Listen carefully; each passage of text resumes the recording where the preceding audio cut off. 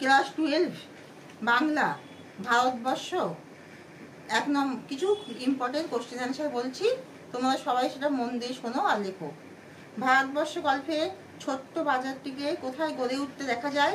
গ্রামের সামনে পিচের সড়ক বাঁক নিয়েছে, যেখানে সেখানেই গড়ে উঠেছে একটি ছোট্ট বাজার। গ্রামের সামনে যেখানে পিচের সড়ক বাঁক নিয়েছে সেখানে একটা ছোট্ট বাজার গড়ে উঠেছে। গ্রামটি কিসে ঢাকা? গ্রামটি বাঁশবন দিয়ে ঢাকা। মাঝে মাঝে বিমর্ষ সভ্যতার মুখ চোখে পড়ে। এমন বলার কারণ কি? বিদ্যুৎহীন গ্রামের কাঁচা রাস্তা ধরে সবুজ ঝোপের ফাঁক দিয়ে আহমেদাবাদের কারখানায় তৈরি পোশাক পরে কোনো যুবক বা যুবতীকে এগিয়ে আসতে দেখলে বিমর্ষ সভ্যতার মুখ চোখে পড়ে। কিন্তু বাজারে বিদ্যুৎ আছে এমন বলা হয়েছে কেন? ছোট্ট বাজারটির আশেপাশের গ্রামগুলিতে বিদ্যুৎ সংযোগ নেই, কিন্তু সেখানে আছে, তাই এমন বলা হয়েছে। গ্রামে ছোট্ট বাজারটিতে কি কি ছিল? গ্রামে ছোট্ট বাজারটিতে 3টি চায়ের, 2টি সন্দেশের, 3টি পোশাকের, 1টি মনোহারীর, 2টি মুদিখানার দোকান ছাড়াও 1টি আড়ত, 1টি হাক্সিং মেশিন, 1টি ইটভাটাও ছিল। ভারতবর্ষ গল্পে বাজার সংলগ্ন গ্রামটি কেমন ছিল? বাজার সংলগ্ন গ্রামটি ছিল ঘন বাঁশবনের পিছনে এবং সেখানে বিদ্যুৎ সংযোগ ছিল না।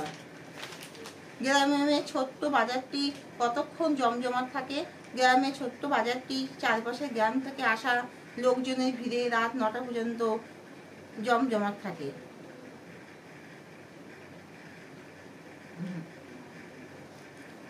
গ্রামে ছোট্ট বাজারটি রাতে কেমন অবস্থা হয়?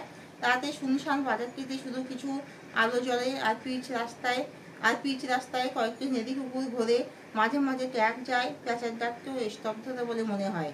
ভারতবর্ষ গল্পের কাহিনী কোন সময়ে? শীতকালের পৌষ মাসের ঘটনা। রাঢ় বাংলায় কেমন শীত পড়ে? রাঢ় বাংলায় জাঁকিয়ে শীত পড়ে। পৌষে বাতলা বলতে কি বোঝো? পৌষে জাঁকালো শীতের বৃষ্টি বাদলকে বলে পৌষে বাতলা।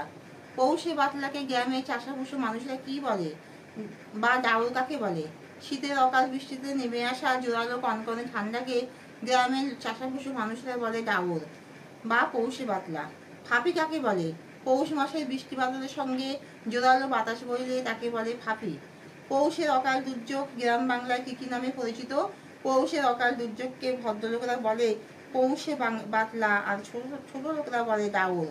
প্রতীক্ষা করতে থাকলো, কিসের প্রতীক্ষা করতে থাকলো? গ্রামে চাষাভুষো মানুষেরা অকাল দুর্যোগে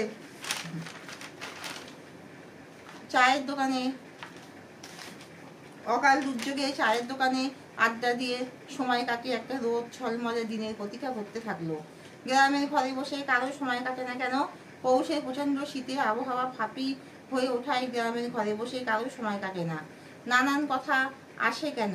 পৌষের অকাল দুর্যোগে মাঠের কাজ বন্ধ থাকায় অলস দিন কাটানোর একঘেয়েমি দূর করতে চায়ের দোকানে আড্ডায় নানান কথা আসে।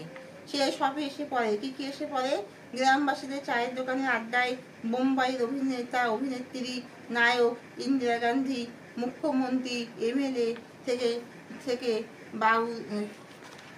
থেকে সরা বাউরি সবই এসে পড়ে। চাওয়ালার বিক্রি বাটা বাড়ে কেন? চাওয়ালার বিক্রি বাটা বাড়ে কেন? শীতের অকাল দুর্যোগে চা দোকানে আসা গ্রামবাসীদের মধ্যে তর্ক বর্ষা, কথা কাটাকাটি আড্ডা চলতে থাকায় চাওয়ালার বিক্রি বাটা বাড়ে। সেই সময় এলো এক বুড়িটি কেমন ছিল? চা দোকান আসা থুত্তুরে বুড়িটির পুজো চেহারায় এক মাথা সাদা চুল, পরনের কাপড়টি ছেঁড়া, নোংরা, গায়ে জড়ানো চিটচিটে তুলোর কম্বল ও হাতে ছোট্ট লাঠি। তাহলে এখানে শেষ করছি। তোমরা সবাই কিন্তু লাইক এন্ড সাবস্ক্রাইব দিও, তোমরা কেউ কিন্তু ভুলে যেও না, কারণ আমি ওয়েট করে আছি যে ভিডিও হয়ে গেলে আমার কাছে প্রচুর সাবস্ক্রাইব আসবে। আমি লাইক বিশেষ না, স্পেশালি আমি সাবস্ক্রাইবটাই চাইছি, যাতে আমার ইন্টারেস্টটা আরও বাড়ে তোমাদেরকে পড়ানোর জন্য। আর তোমরা যদি সাবস্ক্রাইব না দাও আমার মন কিন্তু খুব খারাপ হয়ে যাবে। তাই আমি এখানে ভিডিওটা খুলে যেন দেখতে পাই আমার কাছে একদিনে প্রচুর সাবস্ক্রাইব চলে এসেছে। ঠিক আছে, আমি প্রচুর নোট নিয়ে, প্রচুর কোশ্চেন আনসার নিয়ে তোমাদের সামনে এসে উপস্থিত হব। তাহলে এখানেই শেষ করছি। তোমরা সবাই ভালো থেকো।